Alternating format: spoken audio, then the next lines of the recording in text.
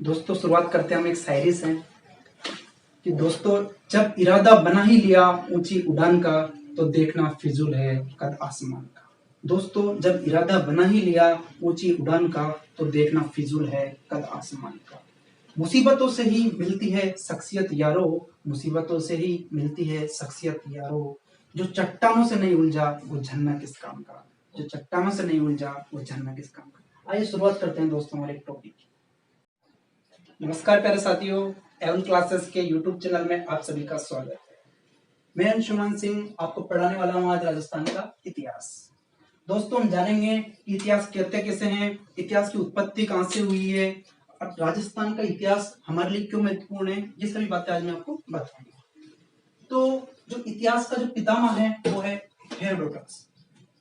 दोस्तों राजस्थान एक ऐसा एकमात्र राज्य है जिसकी जो जीके है वो सर्वाधिक पूछी जाती है। अपकमिंग एग्जाम है, जैसे राजस्थान पुलिस है, पटवार है, रीट है, आरपीएससी, आरएसएम, एसएसबी के जितने भी एग्जाम्स है उसके लिए राजस्थान जीके एक महत्वपूर्ण विषय रखती है।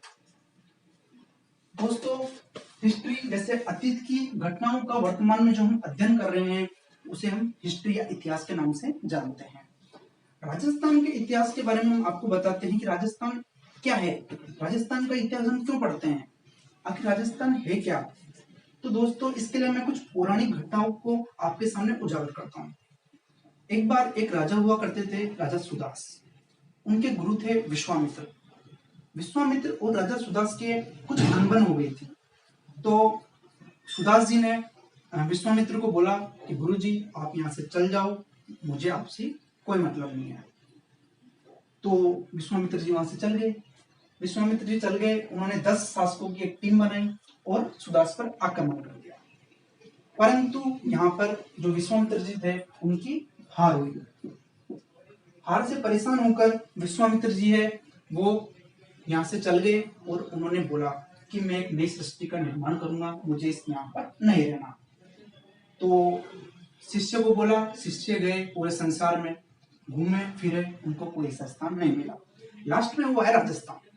राजस्थान की जो पुष्कर झील है वहां पर आए, तब वहां पर तपस्या की विश्वामित्र जी ने। तपस्या करी विश्वामित्र जी ने, इसका पता चला इंद्र को। इंद्र को आप जानते हो। तो इंद्र ने सोचा कि अलग सृष्टि बनेगी तो अलग स्वर्ग लोगों का, तो मेरा कोई मतलब नहीं रहेगा वहां पे। तो इंद्र ने मेनका को भेजा तपस्या भंग करने के लिए विश्वामित्र जी की। तो मेनका आई, उसने तपस्या को भंग किया और विश्वामित्र जी के साथ विवाह किया। इसके बाद में मेनका से उनका एक पुत्र जन्मता है, वो है दुष्यंत। दुष्यंत की शादी हुई शकुंतला से और इनके एक पुत्र हुआ भरत। और इसके नाम पर ही हमारे देश का नाम पड़ा था भारत। तो दोस्तों इन सभी का लिंक कहां से है, पुष्कर से, और पुष्कर कहां है, राजस्थान में। और बात करते हैं हम महाभारत कालीन घटनाओं की। तो महर्षि वेदव्यास ने महाभारत की रचना भी कहां की थी, पुष्कर में। जब महाभारत हुई थी वो आपको पता है एक स्त्री के कारण हुई थी। कौरव और पांडवों में युद्ध हुआ था, कौरव 100 मारे गए थे।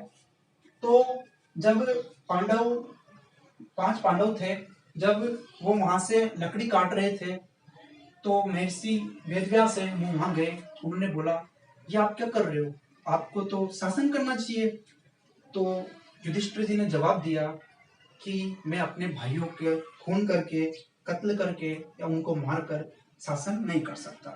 तो वेदव्यास जी ने उनको समझाया कि ये एक विधि का विधान है, इसमें आपकी कोई गलती नहीं है, जो होना था वो हुआ। तो मैं आपको आपके भाइयों से मिला सकता हूं, वो स्वर्ग में सुरक्षित है। तो युधिष्ठिर जी ने जवाब दिया कि ऐसा हो जाए तो बहुत बढ़िया बात है।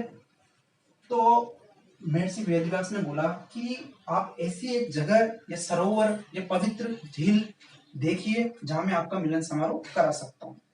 तो सब जगह घूमे और लास्ट में आए वो राजस्थान। राजस्थान की जो पुष्कर झील है, पुष्कर झील में उनका मिलन समारोह कराया गया।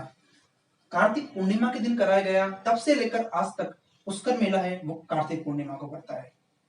दोस्तों आपने नाम सुना होगा कर्नल जेम्स टोड। वो 17.5 साल का लड़का, 1798 ईस्वी में राजस्थान आया था। उसने यहाँ की सभी रियासतों में घोड़े पर बैठकर एक एक शिलालेख को पढ़ा, उसमें रुचि जागृत की तथा उसको अच्छे से जाना राजस्थान के इतिहास को।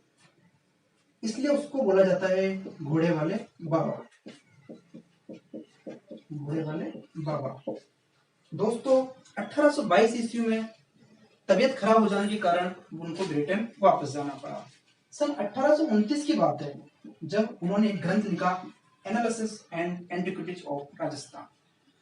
उसमें उन्होंने बताया कि जब मैं राजस्थान की धरती पर पांव रखता हूं तो मुझे ये डर लगता है कि यहाँ पर कोई वीर का समाधि स्थल और कोई वीरांगना का जोहर स्थल ना हो। दोस्तों उसने राजस्थान की प्रशंसा करते हुए यह वर्ड बोला था। सन 1835 ईस्वी में यह ग्रंथ है वो प्रकाशित किया गया था। दोस्तों ये बात होती है राजस्थान की। फादर ऑफ हिस्ट्री है वो हेरोडोटस को कहा जाता है। हिस्ट्री जो कि अतीत घटनाओं का वर्तमान में जो हम अध्ययन कर रहे हैं उसे इतिहास कहा जाता है। इतिहास है वो दो इसके हमारे सामने स्रोत आते हैं, पुरातात्विक स्रोत और साहित्यिक स्रोत। पुरातात्विक स्रोत के अंदर हमारे सामने सबसे पहले आता है वो है अभिलेख। तो दोस्तों ये अभिलेख होते क्या है, आखिर ये अभिलेख होते क्या है? अभिलेख है वो, इसका प्रत्यक्ष उदाहरण मैं आपके सामने दूं तो आजकल जो नेता लोग हैं वो कोई पुल का उद्घाटन करते हैं, कुछ सड़क का उद्घाटन करते हैं तो काले कलर की एक पट्टी लगाते हैं जिसमें अपना नेम, कितना अनुदान दिया गया है, ये सभी इसमें बताते हैं। तो इसका जो अभी लगाएंगे आने वाली पीढ़ी है उसको देखेगी कि फला फला व्यक्ति ने ये बनवाया था। तो ये क्या हो गया, अभिलेख या शिलालेख, क्योंकि बाद में पढ़ा जाएगा ये। तो ये है अभिलेख। अभिलेखों का प्रचलन है वो अशोक के समय हुआ था। अशोक के समय बहुत सारे शिलालेख लिखा गए थे, अभिलेख लिखे गए थे जिनको हम विस्तृत अध्ययन करेंगे भारत के प्राचीन इतिहास में। उसके बाद में जानकारी प्राप्त होती है हमारे सिक्कों से इतिहास की। तो दोस्तों सिक्कों की बात ऐसे है कि आपने देखा होगा गांव में जब खेत पे चांदी के मटके चांदी के सिक्के मिलते हैं तो बोलते हैं कि भाई वो तो धनी हो गया। तो वो कहां से होता है, वो पहले के जो व्यक्ति थे वो चांदी के सिक्के हैं वो मटके में रख देते थे तथा उसको गाड़ देते थे। उसमें किसी की पत्नी का नाम लिखा होता था, किसी शासक का नाम लिखा होता था। तो वो वाले सिक्के होते हैं जिससे हमें उस समय की स्थिति प्राप्त होती है कि इस समय इस व्यक्ति का शासन था। दोस्तों उसके बाद में हमें मृदभांड ये इस तरीके के होते थे, इसमें लिपि लिखी होती थी जिसको हम सिंधु घाटी सभ्यता की लिपि के नाम से भी जान सकते हैं, जिसको पढ़ा भी नहीं जा सकता था। तो इस तरह हमें प्राप्त होता है कि इस समय जो सफेद लाल रंग के मटके हुआ करते थे, किस समय थे, किसके शासन था, ये सब इसमें लिखे हुए थे। इसके बाद हम बात करते हैं कि गुहा लेख या गुहा चित्र क्या होता है। तो दोस्तों गुफाओं से रिलेटेड जो चित्र होते हैं वो होते हैं गुहा लेख। जैसे हम एक उदाहरण लेते हैं कि कोई व्यक्ति है वो गुफा के अंदर है, बाहर उसने देखा कि एक शेर है तो वो गुफा के अंदर आता है तथा पत्थरों से वो कुछ भी डिजाइन कर देता है। उसको कोई आज के टाइम पे कोई पढ़ता है तो वो उस काल की जानकारी प्राप्त होती है कि उस समय ऐसे ऐसे व्यक्ति भी हुआ करते थे। साहित्यिक स्रोत की हम बात करते हैं तो इसमें दो हमारे सामने प्रमुख भाग आते हैं, धार्मिक ग्रंथ तथा धर्मेत्तर। धार्मिक ग्रंथ जैसे वैदिक काल में वैदिक ग्रंथों की रचना की गई थी, उस समय ही जैन धर्म तथा बौद्ध धर्म का प्रचलन था जिसमें जैन धर्म, बौद्ध धर्म तथा ब्राह्मण धर्म की हमको जानकारी मिलती है, इससे पता चलता है हमको। धर्मेत्तर धर्म की बात करें हम जो कि धर्म से अलग है, धर्मेत्तर इसमें जो चाणक्य है उसका अर्थशास्त्र, इससे हमको मौर्य काल की जानकारी प्राप्त होती है। चाणक्य का दूसरा नाम है कौटिल्य। ठीक है दोस्तों, और हम बात करते हैं इसके कीवर्ड्स की। तो जो राजस्थान द्वितीय शब्द है वो हमें कहां से प्राप्त होता है, तो ये हमें बसंतगढ़ शिलालेख है सिरोही का, वहां से हमको ये प्राप्त होता है। राजपूताना शब्द सबसे पहले सन 1800 ईस्वी में जॉर्ज थॉमस द्वारा दिया गया था। और हम बात करें राजस्थान या राजस्थान शब्द किसने दिया, तो कर्नल जेम्स टोड ने सन 1829 ईस्वी में राजस्थान या राजस्थान शब्द दिया था। दोस्तों राजस्थान संघ की हम बात करते हैं तो 25 मार्च 1948 को द्वितीय चरण में एकीकरण के में ये दिया गया था। संविधान में राजस्थान शब्द की हम बात करते हैं तो 26 जनवरी 1950 ईस्वी में ये हुआ था। राजस्थान दिवस की हम बात करें तो 30 मार्च को ये मनाया जाता है। उसके बाद हम बात करते हैं हमारे प्रमुख टॉपिक्स की। तो दोस्तों सबसे पहले हमारे सामने जो टॉपिक आता है वो है राजस्थान की प्रमुख सभ्यताएं, जो कि हम इन टॉपिक्स को डिटेल से पढ़ेंगे, एक एक करके पढ़ेंगे, बहुत अच्छे से पढ़ेंगे। दोस्तों आप हमारे साथ जुड़े रहिए। तो सभ्यताओं के बाद में प्रमुख राजवंश आता है जिसमें राजपूतों का इतिहास होता है। पहला है मेवाड़। मेवाड़ में गुइल या सिसोदिया वंश का शासन रहा था। उसमें प्रताप, जो कि हमारे गौरवशाली इतिहास था मेवाड़ का, प्रताप है, सांगा है, कुंभा है, ये सब हम डिटेल से पढ़ेंगे दोस्तों। मारवाड़ और बीकानेर के राठौड़ों के बारे में पढ़ेंगे, गुजर प्रतिहारों के बारे में पढ़ेंगे, आमेर के जो कछुआ और राजवंश थे उनके बारे में हम डिटेल से जानेंगे। चौहान राजवंशों की बात करें हम तो अजमेर के चौहान, रणथंभौर के चौहान, जालोर के चौहान, बूंदी कोटा के हाडा चौहान, अलवर के, झालावाड़ के, ये सभी हम डिटेल से जानेंगे। जैसलमेर की हम बात करें तो भाटी राजवंश का वहां शासन हुआ करता था, उसको भी हम बहुत अच्छे से पढ़ेंगे दोस्तों। भरतपुर की बात करें तो जाट रियासत थी, जिसे हम अच्छे से पढ़ेंगे। दोस्तों हम आधुनिक राजस्थान की इतिहास की बात करें, आधुनिक राजस्थान का इतिहास, तो इसमें सबसे पहले हम पढ़ेंगे 1857 की क्रांति।